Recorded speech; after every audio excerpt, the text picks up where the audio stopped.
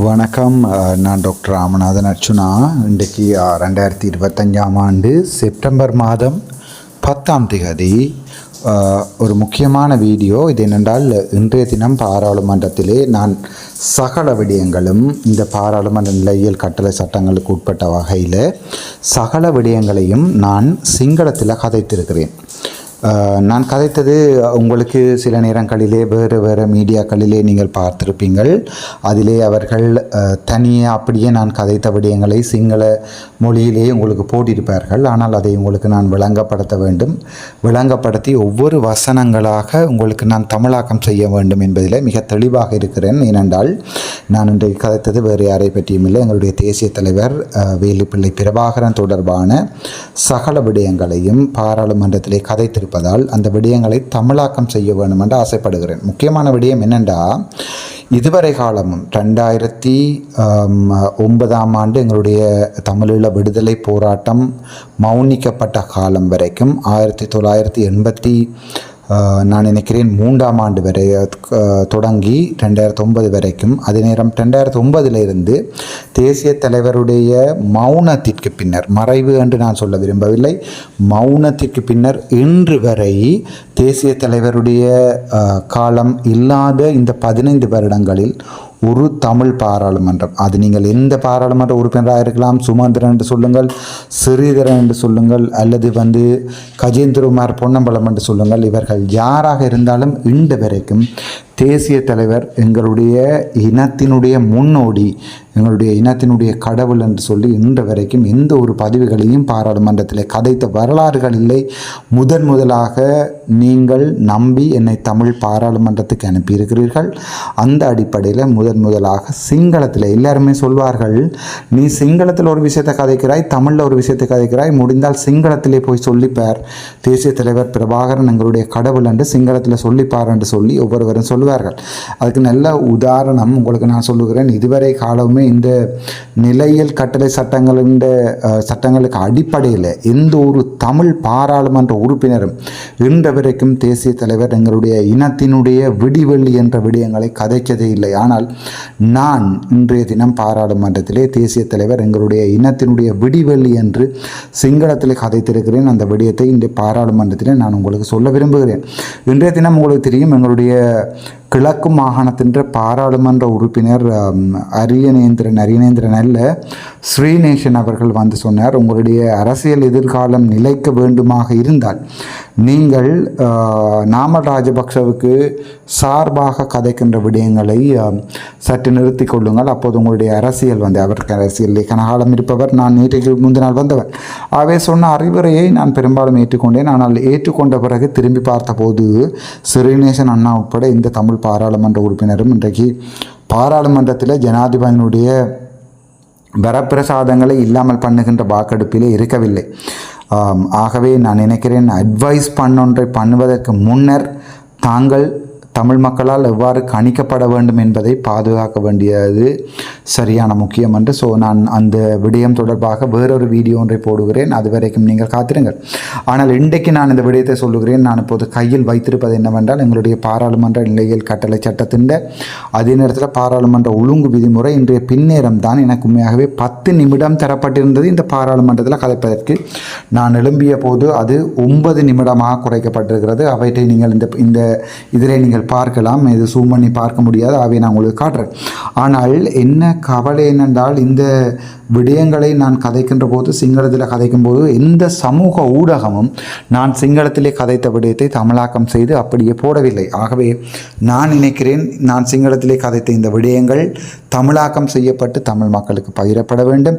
அவை தமிழ் மக்கள் அதை பற்றி ஏற்றுக்கொள்ள வேண்டும், பார்க்க வேண்டும். தமிழ் மக்களுடைய உண்மையான இனத்திற்கான வழிகாட்டியாக நிற்க நினைக்கின்ற பாராளுமன்ற உறுப்பினர் யார், தமிழ் மக்களுடைய ஏக பிரதிநிதி என்று சொல்லப்படுகின்ற தமிழ் அரசு கட்சி என்ன செய்கின்றது என்பது தொடர்பாக இந்த விடயங்களிலே சில தெளிவுகளை நான் ஏற்படுத்த வேண்டும். ஆனால் கவலை என்னவென்றால், 1000 தான் நாங்கள் தமிழர்களுக்காக நின்றாலும் தமிழ் இனத்திலே 1-2 பேர் எங்களை துளைப்பதற்காக முயற்சி செய்வார்கள். அவர்கள் தான் எங்களை இல்லாமல் பண்ணுவார்கள்.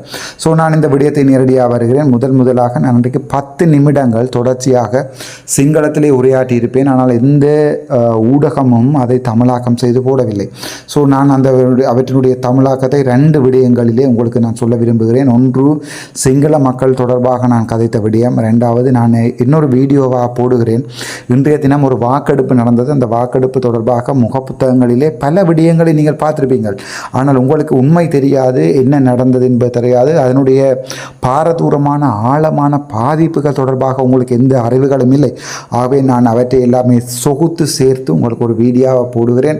எனக்கு இந்த பாராளுமன்ற நிலையியல் கட்டளை சட்ட புத்தகங்களில் இருக்கின்ற ஒவ்வொரு பகுதிகளையும் உங்களுக்கு காட்டி அவற்றை விளங்கப்படுத்தி தமிழர்கள் எவ்வாறு பாதிக்கப்படுகிறோம் என்ற அடிப்படையில் நான் போட வேண்டும் என்று எனக்கு விருப்பமானால் என்ன கவலை என்னென்றால், நாங்கள் 1000 தான் தமிழ் மக்களுக்கு துரோகம் செய்கிறார்கள் என்ற உண்மையை வெளியால் வந்து சொல்லுகின்ற போது கூட எங்களுக்கு எதிராக பாராளுமன்றத்திலும் சரி, வெளியிலும் சரி, முகப்புத்தகங்களிலும் சரி, டிக்டாக்குகளிலும் சரி கதைப்பதற்கு ஒவ்வொரு தமிழர்களும் தயாராக இருக்கிறார்கள். அதை நினைக்கும் போது மிகவும் கவலையாக இருக்கிறது. என்னென்றால், இந்த பாராளுமன்ற நிலையியல் கட்டளை சட்டத்தை இப்படி ஒரு கட்டளை சட்டம் இருக்கிறது, இதற்கு அடிப்படையில் தான் பாராளுமன்றம் நடக்கின்றது என்று சொல்லி உங்களுக்கு சங்கு கட்சியிலிருந்து செல்வம் அடைக்கலநாதனோ அல்லது சித்தார்த்தனோ அல்லது உங்களுடைய சுரேஷ் பிரேமச்சந்திரனோ அல்லது முன்னாள் பாராளுமன்ற உறுப்பினர்கள் யார், எங்களுடைய டக்ளஸ் தேவானந்தவோ அங்கஜன் ராமநாதனோ தமிழ் மக்களுக்கு யாருமே உண்மையை சொன்னதில்லை.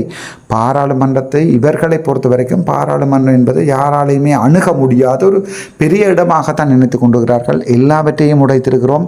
நான் வென்று கனகாலம் என்று சொல்வது வழக்கம், எப்படி வசதி என்று கேட்பது வழக்கம். ஆனால் இன்றைக்கு நான் கேட்க ஆசைப்படுகிறேன், வென்று கனகாலம் என்று சொல்லி கனகாலம் அதை விளங்குகின்ற தமிழ் இனம் இருக்குமா எனக்கு தெரியவில்லை.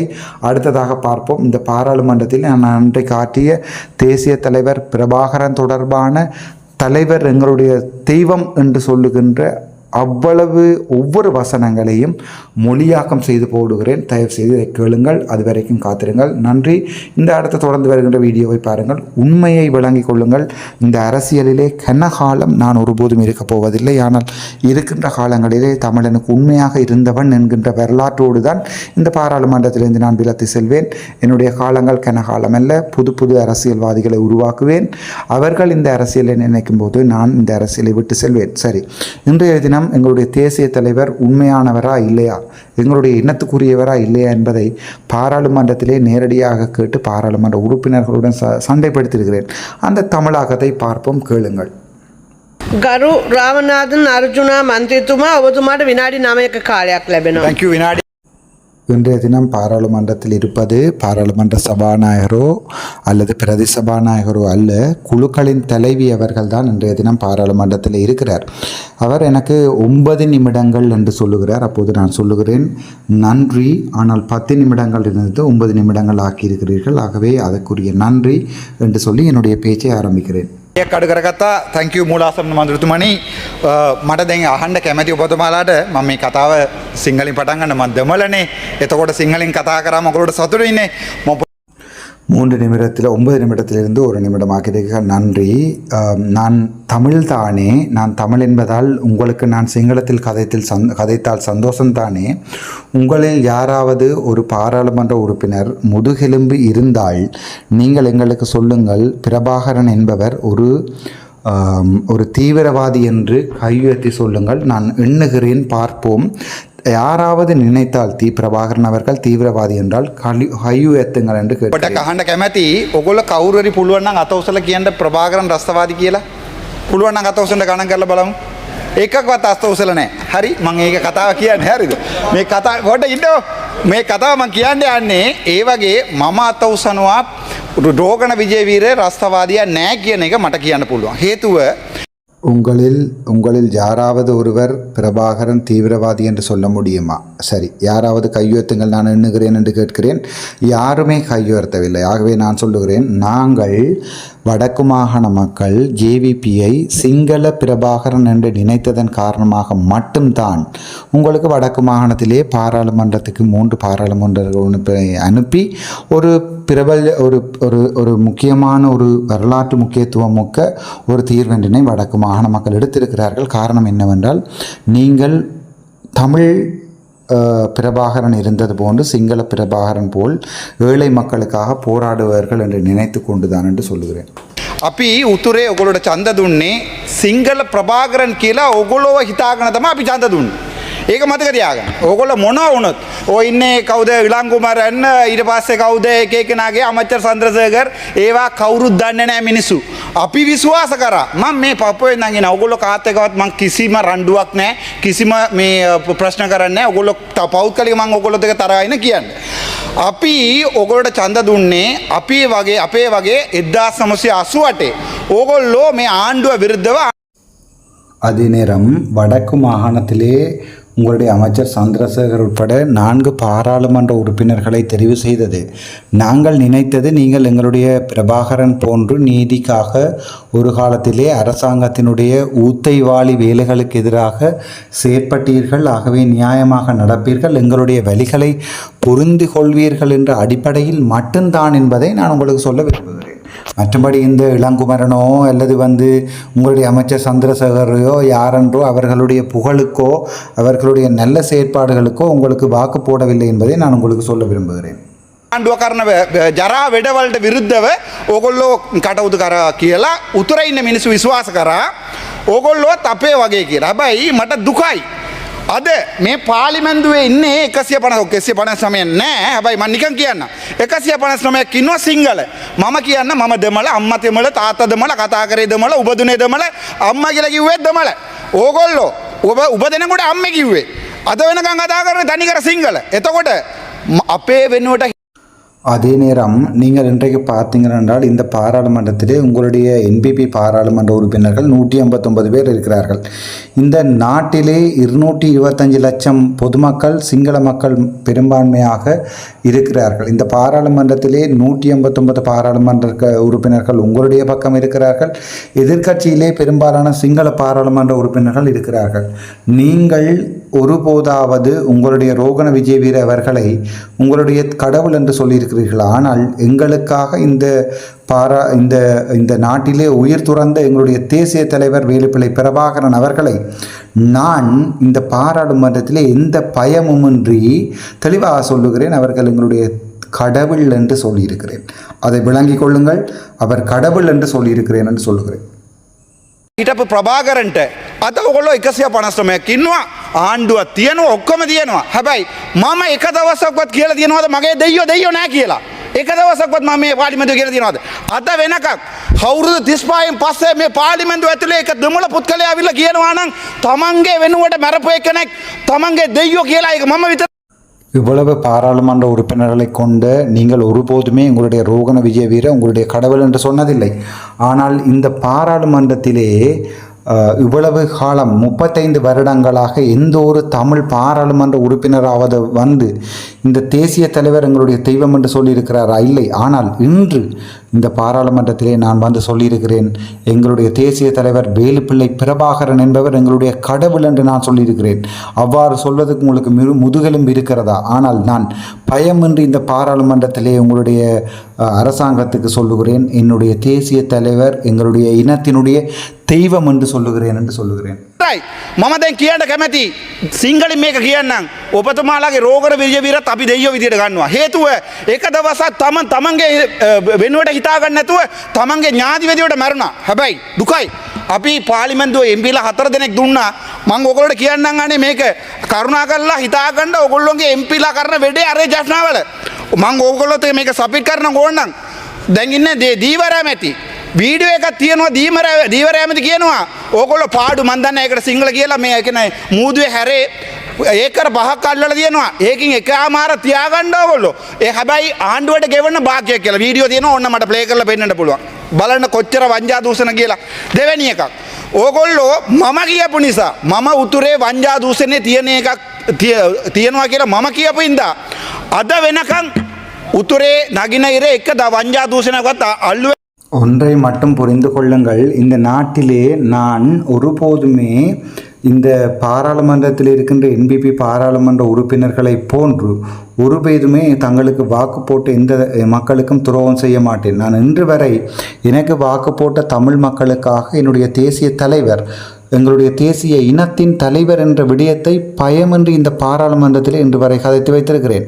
ஆனால் உங்களுடைய பாராளுமன்ற உறுப்பினர்கள் எந்த பாராளுமன்ற உறுப்பினர்களாக இருந்தாலும் இதுவரைக்கும் இந்த மாதிரியான விடயங்களை நியாயமாக கைத்திருக்கிறீர்களா என்று கேட்டால் இல்லை என்பதை நான் தெளிவாக சொல்லுகிறேன். அதே நேரம் நீங்கள் பார்த்தீங்கன்னு சொன்னால் இன்று வரைக்கும் இந்த பாராளுமன்றத்திலே தேசிய தலைவர், எங்களுடைய இனத்தின் தலைவர் என்று சொல்லுகின்ற பாராளுமன்ற உறுப்பினர் நான் தான் என்பதையும், அதற்கு நீங்கள் எனக்கு எடுத்துகின்ற நடவடிக்கைகள் மிகவும் மோசமானவை என்பதையும் நான் சொல்லுகிறேன். அதே நேரத்திலே முக்கியமான இன்னொரு விடயத்தை நான் உங்களுக்கு சொல்லியாக வேண்டும். எங்களுடைய வடக்கு மாகாணத்திலே இந்த உங்களுடைய தீவிர அமைத்தி அல்லது இந்த கடல் தொழில் அமைச்சர் ஒருவரை தந்திருக்கிறீர்கள்.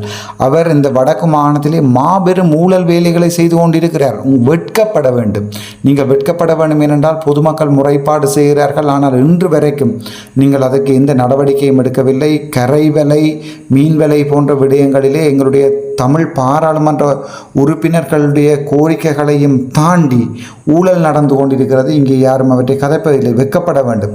வடக்கு மாகாணத்திலே ஊழல் நடக்கிறது என்று ராமநாதன் அர்ச்சுனா சொன்னபடியால் இன்று வரைக்கும் எந்த ஒரு ஊழல்வாதியாவது அரசியல் பின்புலங்கள் இன்றி நீங்கள் கைது செய்திருக்கிறீர்களா என்று கேட்டால் இல்லை. ஆனால் தெற்கிலே அவ்வாறான கைதுகள் தொடர்ந்து நடந்து கொண்டிருக்கின்றன. இது தெளிவாக எடுத்து காட்டுகிறது. வடக்கிலே இந்த ஊழல் விடயங்களிலே தமிழ் மக்கள் சார்பிலே என்பிபி பாராளுமன்ற உறுப்பினர்களோ அது நேரம் அரசாங்கமோ செயற்படுவதில்லை என்பதை மிக தெளிவாக காட்டுகிறது என்று சொல்லுகிறேன். හැබැයි ඕගොල්ලෝ අල්වේ කවුද? රනිල්ව ඕගොල්ලෝ මරාගත්තා නම් දෙමළ විදියට ප්‍රභාකරන් මගේ තෙයියෝ කියලා කියන එක්කෙනෙකුට අනිවාර්ය සතුටක් හම්බ වෙනවා. අපි සතුටු වෙනවා. හැබැයි මම මේම එක එක පුත්කලයා මරා ගන්න හරි නැත්නම් නේපාල් රට වගේ පාර්ලිමේන්තු පුච්චන හරි මම ඒකට කවදාවත් ඕගොල්ලෝත් එකද වෙන්නේ නැහැ. ඕගොල්ලෝගේ මන්දිරලා 4 දෙනෙක් ඇවිල්ලා කිව්වා පාර්ලිමේන්තුව එළියෙන් දාන්න මේ පාර්ලිමේන්තුව පුච්චන්න කියලා. ඒ ஆனால் உங்களை போன்று இப்போது நான் முன்னாள் ஜனாதிபதி ரணில் விக்ரமசிங்கே அவர்கள் நீங்கள் கொலை செய்தால் கூட தமிழ் மக்களுக்கு அது சந்தோஷம் தானே என்றால் எங்களுடைய நாட்டிலே நடந்த மாபெரும் பெரிய பெரிய விடயங்கள், முக்கியமாக எங்களுடைய தேசிய தலைவருடைய போராட்டத்தை நரித்தனமாக சிதைத்தது உங்களுடைய பாராளுமன்ற ஜனாதிபதி ரணில் விக்ரமசிங்கே. ஆகவே அவரை கொலை செய்தால் கூட தமிழ் மக்களுக்கு சந்தோஷம். ஆனால் ஒன்று சொல்லுகிறேன், நேபாள் நாட்டை போன்று இந்த நாட்டிலும் பாராளுமன்றத்தை எதிர்ப்பதோ, உங்களுடைய பாராளுமன்ற உறுப்பினர்கள் 4 பேர் 2022ஆம் ஆண்டு நடந்த அந்த போராட்டத்திலே சொன்னார்கள் பாராளுமன்றத்தை எதிர்க்க வேண்டும், இங்கே எரிக்க வேண்டும், இங்கே ஜனநாயகம் இல்லை என்று. நான் அப்படி ஒவ்வொரு மனிதர்களையும் எரிப்பதையும் புதைப்பதையும் நான் இங்கே ஒருபோதும் ஏற்றுக்கொள்ள மாட்டேன். நான் வைத்தியர் என்ற அடிப்படையிலே. ஆனால் ஒன்றை சொல்ல விரும்புகிறேன் என்றால், உங்களுடைய அதே எண்ணம் இன்று வரைக்குமே உங்களுடைய ஜேவிபி போன்ற அந்த எண்ணக்கரு இப்போதுமே இருக்கிறது. முன்னாள் ஜனாதிபதி அவர்களை வீட்டுக்கு அனுப்புவதில் எனக்கு எந்த சந்தேகமும் இல்லை. சந்தோஷம்தான், அவர்களை அனுப்பித்தான் ஆக வேண்டும். ஆனால் நீங்கள் அன்று சொன்னதை இன்று செய்யவில்லை என்று தெளிவாக சொல்லுகிறேன். දීපු වාහනේ තමයි ඔයගොල්ලෝ යන්නේ අද. ඒ පාර්ලිමේන්තු පඩිය අරගෙන තමයි ඔයගොල්ලෝ අඩියක් ගහන්නේ. ඔයගොල්ලෝ ඔය මේ මන්ත්‍රීල නිවාසේ අඩියක් ගහන්නේ මේ පාර්ලිමේන්තු පඩි. හරිද? හැබැයි අපි කවදාවත් ඒවා කරන්නේ නැහැ. එක മന്ത്രി කෙනෙක්වත් නගිටලා කියන්න මම වැරදිකාරයා, රාමනාථන් අර්චුනා වැරදිකාරයා, මම වංජා දූෂණ කරලා තියෙනවා, මම මේ සල්ලි හොරකම් කරලා තියෙනවා. ඔයගොල්ලෝ එක්කෙනෙක්වත් කියන්නේ. ඔයගොල්ලෝ ඔක්කොම කිව්වේ මම මොකද්ද? කොටි කියලා. ඒක හේතුව මම ප්‍රභාකරන් කියන කියප එකක්. ලැජ්ජ වෙන්න ඕනේ ඕගොල්ලෝගේ වෙනුවට. අද ඕගොල්ලෝ ට්‍රවුසර් එකක් දාලා. உங்களுக்கு ஒரு விடயம் தெரிய வேண்டும் என்னவென்றால், இந்த பாராளுமன்றத்துக்கு வருகின்ற போது சம்பளம் தேவையில்லை, வாகனம் தேவையில்லை, நாங்கள் மக்களுக்கு சேவை செய்ய போகிறோம் என்று சொல்லி கொண்டு வந்த பாராளுமன்ற உறுப்பினர்கள் தான் நீங்கள். ஆனால் இன்றைக்கு நீங்கள் எடுத்து பார்த்தீங்கன்னு சொன்னால் பாராளுமன்ற சம்பளத்திலே தான் நீங்கள் குடித்து கொண்டிருக்கிறீர்கள். பாராளுமன்ற மாதிவளவில் இருக்கின்ற பாராளுமன்ற எம்பிக்களுடைய நிலநிவாசம் என்று சொல்வது குவார்ட்டர்ஸ். அங்கே விடுதிகளிலே போய் பாருங்கள், உங்களுடைய பாராளுமன்ற உறுப்பினர்கள் ஒவ்வொருவரும் குடித்து கூத்தடித்து கொண்டிருக்கிறார்கள். இவை பாராளுமன்ற உறுப்பினர்களுக்கு அரசாங்கத்தால் கொடுக்கின்ற சம்பளம்.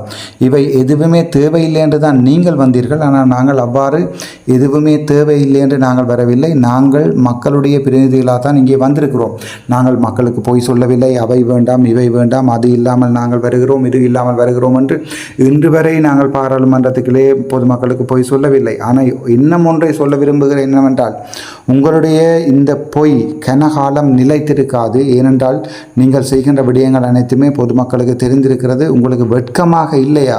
ஒரு ஜனாதிபதியினுடைய பதவியை நீங்கள் பாதிக்கிறீர்கள் என்றால், ஒரு காலத்திலே இந்த யுத்தம் நடந்து கொண்டிருக்கின்ற போது உங்களுக்காக சண்டை பிடித்தவர்கள் இப்போது இருக்கின்ற ஜனாதிபதிகள். அவர்கள் உங்களுடைய சிங்கள ஜனாதிபதிகள். சிங்கள ஜனாதிபதிகளுடைய பதவியையும் அவர்கள் வாழ்கின்ற வீட்டையும் பறிக்கின்ற இந்த ஒத்திவைப்பு வேலை பிரேரணை தமிழ் மக்களை பொறுத்த வரைக்கும், என்னை பொறுத்த வரைக்கும் லாபம், சந்தோஷம். ஆனால் நீங்கள் வெட்கப்பட வேண்டும். உங்களுக்காக சண்டை பிடித்தவர்கள் ஒரு காலத்திலே உங்களுக்காக அவர்கள் சண்டை பிடிக்கின்ற போது நீங்கள் நிலத்திற்கு கீழே கட்டிலுக்கு அடியிலே தான் படுத்து கிடந்தீர்கள். ஜேவிபி நீங்கள் வெளியால் வரவே இல்லை என்பதை ஜேவிபி ஜெப்போ அவர்கள் பாராளுமன்ற உறுப்பினர்கள் மிக தெளிவாக தமிழிலே சொல்லுகிறேன். ඕගොල්ලෝ ෂර්ට් එකක් අදගෙන ඕගොල්ලෝ ටයි එකක් අදගෙන මෙතන ඉන්නවා කියන්නේ කවදාහරි ඒ ජුත්ත තියෙනකොට ඕගොල්ලෝ බේරගත්තේ ඔය ඉන්න නායකයෝලා. ඒ කාලේ ඕගොල්ලෝ හිටියේ අන්ද යට මතක තියාගන්න. ඕගොල්ලෝගේ එම්පිලා ඔක්කොම හිටියේ ඒ කාලේ අන්ද යට.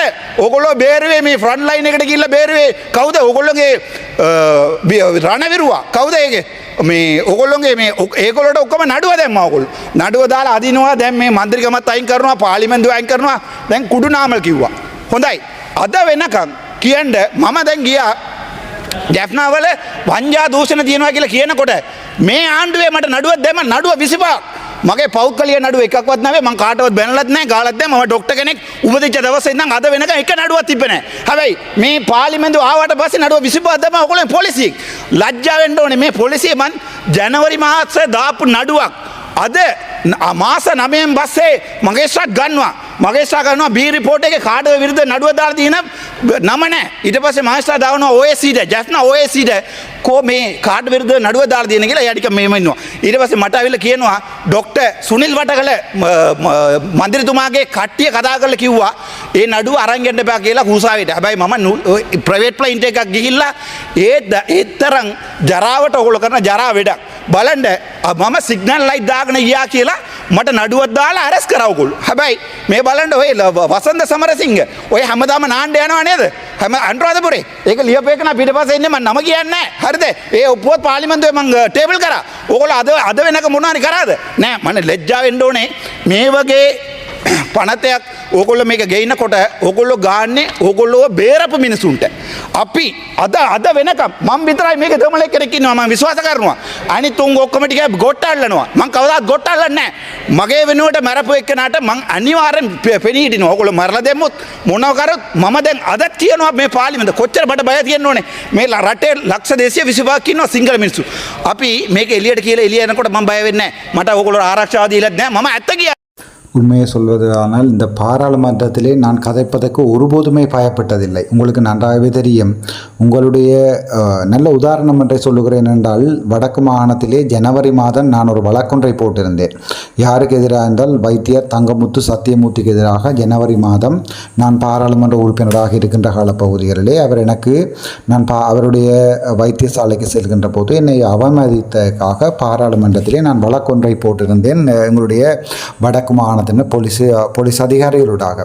ஆனால் 9ஆம் மாதம் செப்டம்பர் மாதம் வரைக்கும் அந்த வழக்கு எடுபடவில்லை. நான் அதற்கு பிறகு அவற்றை இங்கே பாராளுமன்றத்திலே கதைத்ததன் பின்னர் மட்டும்தான் அந்த வழக்கு எடுபட்டிருக்கிறது. அதை பி ரிப்போர்ட் போட்டு வைத்தியர் சத்தியமூர்த்திக்கு எதிராக பி ரிப்போர்ட் போட்டு பாராளுமன்றத்துக்கு கொண்டு போயிருக்கிறார்கள். மன்னிக்க வேண்டும், நீதிமன்றத்துக்கு கொண்டு போயிருக்கிறார்கள். அங்கே நீதிமன்றத்திலே நீதிபதி கேட்கிறார், யாருக்கு எதிராக இந்த வழக்கு போட்டிருக்கிறது என்று. அப்போது பதில் சொல்வதற்கு ஒருவருமே இல்லை. அதன் பிறகு அந்த வழக்கு ஒத்திவைக்கப்பட்டு 1 மணிக்கு ஓஏசி வரவழைக்கப்படுகிறார். ஓஏசி வந்து குனிந்து கொண்டு நிற்கிறார். யாருக்கு எதிராக வழக்கு போட்டுன்னு சொன்னால் பேர் தெரியாது. அதற்கு பிறகு நீதிவான் அச்சுறுத்தி நீதிவான் அவர்களை தெளிவாக விளங்கப்படுத்தி யாருக்கு எதிராக இங்கே நீதிமன்றம் அனைவருக்கும் சமமானது, ஒருவருக்கு எதிராக இன்னொருவர் வழக்கு போடுகின்ற போது அவரை இந்த நீதிமன்றத்துக்கு உட்படுத்த வேண்டும் என்று சொன்னதன் பிறகு தான் உங்களுடைய பாராளுமன்றத்திலே வெளியால் வருகின்ற போது உங்களுடைய யாழ்ப்பாண ஓஏசி எனக்கு சொல்லுகிறார், டாக்டர் சுனில் வட்டக்கல அவர்களுடைய ஆக்கள் எனக்கு சொன்னதன் காரணமாகத்தான் நாங்கள் இந்த வழக்கை நீதிமன்றத்துக்கு கொண்டு போகவில்லை என்று சொல்லுகிறார்கள். மிகவும் வெட்கப்பட வேண்டிய விடயம்.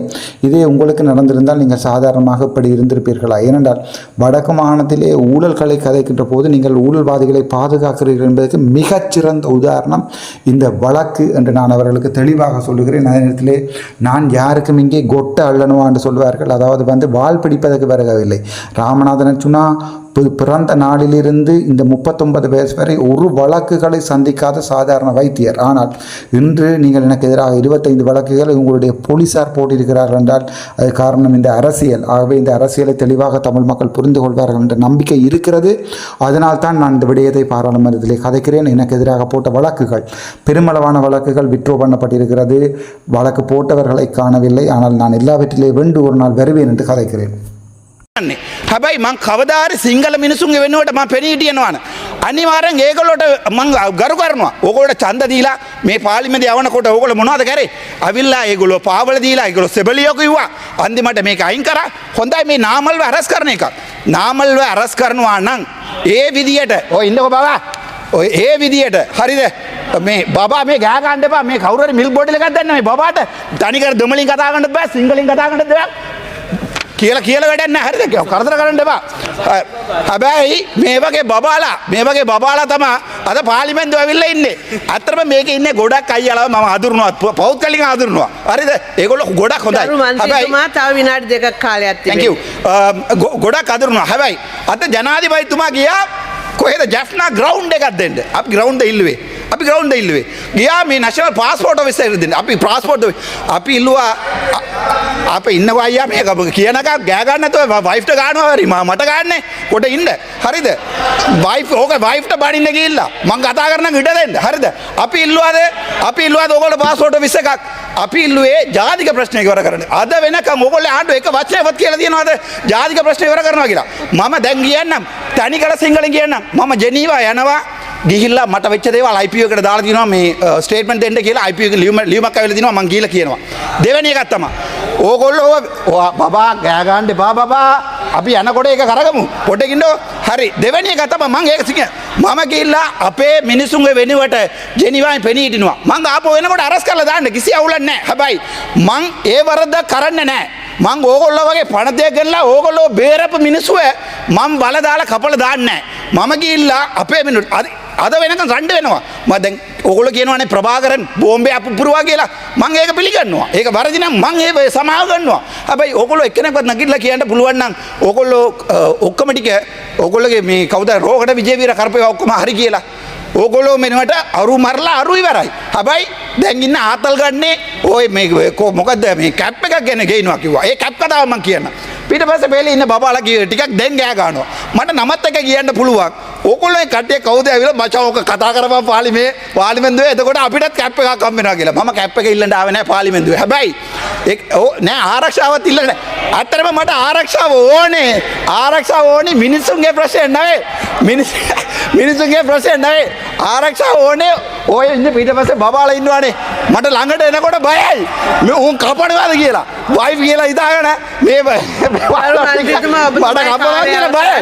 මම මේක කියන්නම්. මම ජෙනීවා ගිහිල්ලා අපේ රට ඇතුලේ අපේ මිනිස්සුව කොහමද මැරුවේ කියලා මං කියනවා. පුළුවන් නම් ඕඩනඩුව සුනිල් වඩාගල මන්ත්‍රීතුමා මං ගිහිල්ලා එනකොට අතරින් මේ එයාපෝට් එක අල්ල ගන්න පුළුවන්. හැබැයි මම වෙණී ඉන්නේ මට ඡන්ද දීපු මිනිසුන්ට. මම ඉවර කරන තප්පරදායක් දෙන්න. මම සිංගලුන්ට ආදරේ. හරිද? මම වැඩ කරපු හොස්පිටල් වල ගිහිල්ලා බලන්න මම මාව යන්න එපා කියලා අපේ ස්ටාෆ්ලා ස්ට්‍රයික් කරලා තියෙනවා. මාව දාලා යන්න එපා කියලා. පේරාදෙනිය වැඩ කරා, කලබෝයිල වැඩ කරා. අද වෙනකන් අනේ බබාලා ඉන්නව අනේ පොඩ්ඩ කියන්නකො කඩවන ඉන්න කියලා බබාලාට. හැබැයි මම එකක් කියන්නම්.